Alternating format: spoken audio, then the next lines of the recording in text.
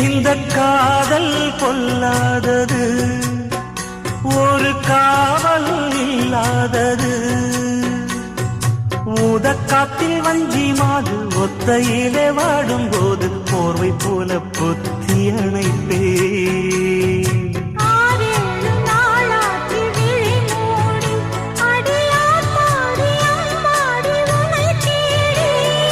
நீதானே மானே என் இளஞ்சோடி, உனை நீங்காது என்றும் என் உயிர் நாடி.